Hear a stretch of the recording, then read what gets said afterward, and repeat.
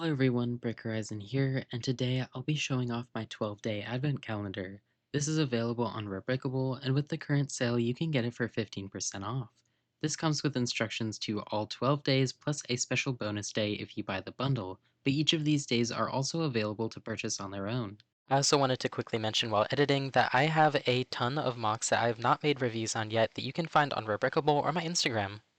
I was inspired by Two Bricks and his advent calendar last year, but I wanted to make my own with the larger builds and about half the days.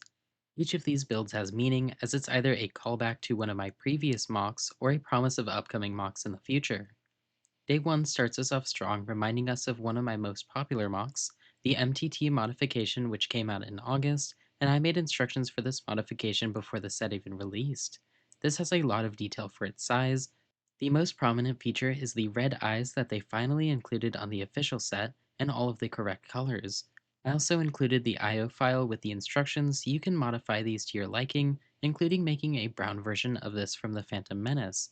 The sides of this are angled inwards, and it allows you to have great shaping and accurate detailing all over. It has guns in the front, and even a representation of the hatch for the droids to come out of. The next day in the calendar is the ISB shuttle from Andor. This one is really special to me because I didn't just make one mock, but two. Originally, I came up with the UCS version that could hold over 16 minifigures, and then I eventually made a modification to the Imperial shuttle set.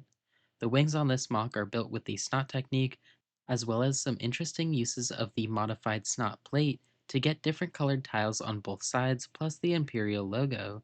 They're also built with hinges so that it can open and close its wings for landed or flight mode. There's engine glow in the back, and overall this is highly detailed, with the front having the taller neck and truncated nose like the actual model in the show. Next, we have the E-Wing, a really fun build that uses similar techniques to my original mock. The wings are built with the snot technique and are angled down with hinge bricks. This also has the guns and engines at the end of the wing. In the back are some details usually missed by others, and that's the two backwards facing laser cannons. Back in the front is the asymmetrical divot in the nose and cockpit. Originally, I was going to make a micro E-Wing to go with my first mock but decided against it. Now we have a bigger version in the advent calendar. The fourth day is one of my favorites with the Katuni. This is a really underrated ship that first appeared in Galaxy's Edge and eventually became a background Easter egg in Skeleton Crew and even shows up in Star Wars Outlaws. This micro build is built very uniquely. The cockpit is made with sideways bricks connected multiple times to make it very stable. In the back are 5 engines, one main hyperdrive, and 4 extra engines that are all pink in color. The back is also curved in, and the 4 extra engines are angled at a 45-degree angle. At the very top is the red stripe that leads back to more laser cannons, and there are many more details like the angled plates and docking ports on the side. Fun fact about the Katuni, the trident shape is a leftover from the previous version of it. Day 5 is actually free. The J-type star skiff is a small build, so the instructions are available for everyone. This is one mock that I will definitely be making in the future. I also wanted to emphasize the brick-built wings that are inspired by the start of my new build. This ship appears in Revenge of the Sith and is one of the most underrepresented starships from Naboo. The engines on the bottom are similar to the ones on LEGO's Advent N1 Starfighter from a few years ago that also inspired the original N1s on my MIDI Lucrehulk. On top is the cockpit and even some radiators for the engines. While there isn't a lot to say about it now, I will try my best to make an amazing playscale version of this. The next build is the AT-M6. While the sequels weren't the most liked Star Wars films, the design of the AT-M6 is really cool. This takes the AT-AT and improves it in many ways. There are sharp wire cutters on the bottom of the legs to prevent any rebels from taking advantage of being able to trip it by cutting those lines. There is a big laser cannon on top, and overall the design is really interesting.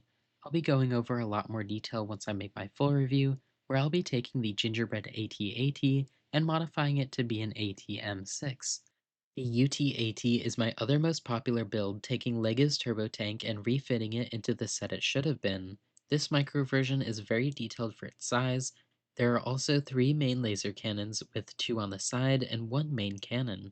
In the back, there are also 4 smaller guns represented with bar pieces. There are 6 hover treads on the bottom, and near the back are the extra packs made with the grill piece. In the front is also the cockpit, which I made with angled slopes and even have some more curved slopes at the top. This build is really interesting too. To get all of the angles, I had to use bars and clips connected in interesting ways. Day 8 is the Y Wing, but not just any Y Wing. This is the BVA or Rebels variant, and it is one of my favorite versions of the Y Wing. This is a partially dismantled Y Wing that bridges the gap between the Clone Wars and original trilogy versions. It also appeared in season 2 of Rebels and was the same episode that the Phantom One was lost. I made a Y Wing earlier this year and will be making Clone Wars and Rebels versions too.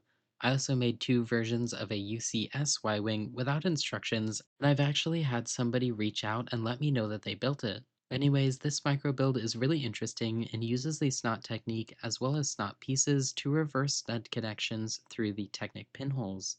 The back of the engines are partially dismantled, and it's missing the connection from the cockpit to the rest of the ship, as well as a few extra panels that are gone. Also, Chopper is included in the astromech port as a dark orange pip. The TIE Avenger is my absolute favorite TIE variant, and I have made it multiple times. I really love how this came out, and I'm super proud of the building techniques that I was able to use in such a small build. The colors are accurate, it has 4 headlights, and half the number of weapons compared to the regular version, like how there are 6 missiles on the side, but only 3 here, and then 4, but only 2. And it even has the massive double cannon on the side. There's also the extra crazy weapon on the bottom that disintegrates anything. Next up is the Scimitar, or known in LEGO as the Sith Infiltrator. This is one that I really like for how unique and recognizable this is. It manages to get a lot of detail in a very compact space, like the transparent red windscreen and red lines on top that are made with brackets to hold the curved slopes in place. The wings are also movable, so you can angle all of them since they're just connected with bars. There's also some greebling in the back with these sloped grills that are a perfect representation of the engines. Next is the Stinger Mantis, and it looks like I got the wings on the wrong side in the main render of all the ships, but that's a really easy fix since you can just remove the part and move it to the other side. I've made a few mocks of this on my own before coming out with the version that's currently on Rebrickable. I've been sitting on an updated version for a while now, and I haven't made the instructions yet, but if I have any updates to make, I'll make sure to note all of the updates in the comparison. This micro build is almost entirely built with the snot technique, where the entire thing is built around a pillar of omnidirectional snot bricks to get details on all sides, including the bottom. I'm again really happy with this one, especially how much of that technique was used, because even at the top, we have a stud reversal to get these angled parts, with cheese slopes and tiles holding everything together. Now, the last day of the traditional 12-day advent calendar is the Zeta class shuttle. While I made a video about it a while ago, I've still never released instructions, so by the time this video is out, you should be able to purchase it. However, it might take a little more time, so stay tuned for that. But I also plan to make a newer version that's significantly larger. I think this is my favorite in terms of how accurate it is. One of the things that I struggled with the most is keeping it small. There are a lot of things you could do with this that would make it have a large piece count, but eventually I went with less of the snot technique and instead built it with plates and brackets to get the thin detailing on the sides with grill pieces. These wings are supposed to be angled twice, and to represent that, we have cheese slopes right in front of the hinge connections. There's engine glow in the back, greebling on the top, and a window in the front. But one more feature is the detachable cargo crate at the bottom. I love the design of this ship in Rogue One, and while I would have loved for LEGO to make a set of this with the wave of Rogue One sets, I'm afraid that it wouldn't have perfectly captured this ship with the parts and techniques they had then. This isn't the end of the video just yet, because I've saved the best for last, and that is the 13th bonus day. This is the Rogue Shadow, an interesting ship from Legends that was once made in LEGO as a tie-in to the Force Unleashed video game and included the first minifigure with blood. It's a super interesting and asymmetrical ship that deserves a lot of attention for sure. This micro build takes all the details and transcribes them into this smaller scale. Some of my favorite parts are in the back with the engines and extra wing detail that were really interesting to make and connect. The wing on the right has some extra transparent connections on the bottom, and the ones on the left can be rotated. There's also the large round engine that's made with disc pieces that I eventually found a great way to connect them with a bar and Technic piece. I'll be posting mock reviews weekly like I always have, so make sure to subscribe and like the video. If you're interested in this LEGO Star Wars Advent Calendar, then you can find the instructions on Repickable or through the link in the description. Anyways, I'd like to thank you all for watching, and I will see you guys next time. Goodbye.